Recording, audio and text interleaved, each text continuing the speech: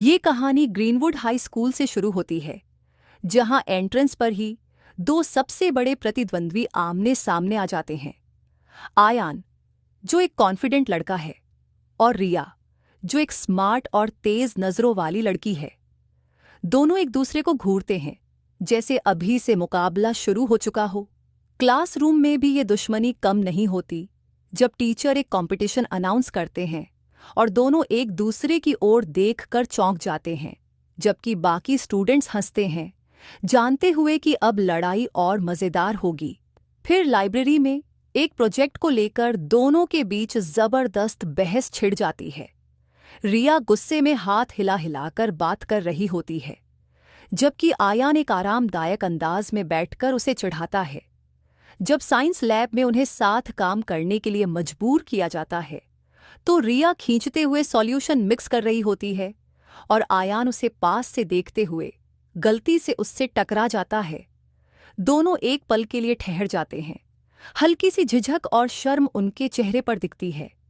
फिर जब एक रात रिया के घर में पावर कट हो जाता है, तो मोमबत्ती की हल्की रोशनी में आयान पहली बार रिया को करीब से देखता है। वो एक छोटे से किटन को गोद में लेकर प्यार से सहला रही होती है, और आयान समझता है कि उसकी प्रतिद्वंद्वी के अंदर भी एक नर्म दिल छुपा है। पार्क में उनकी दोस्ती और बढ़ती है, जब दोनों आइसक्रीम खाते हुए हल्की फुल्की छेड़खानी करने लगते हैं। आयान उसे हल्के से धक्का देता है और रिया आंखें घुमाते हुए मुस्कुरा देती है। लेकिन जब स्कूल के गलियारे में रिया गलती से सीनियर लड़कों से टकरा जाती है और किताबें गिर जाती हैं, तो आयान बिना एक पल गंवाए उसके आगे खड़ा हो जाता है, उसकी रक्षा करने के लिए। वो पल रिया के लिए चौंकाने वाला होता है। आखिरकार साइंस फेयर के मंच पर जब उन्हें फर्स्ट प्राइज मिलता है, तो दोनों एक दूसरे को देखकर मुस्कुराते हैं। आज से वे सिर्फ प्रतिद्वंद्वी नहीं रहे।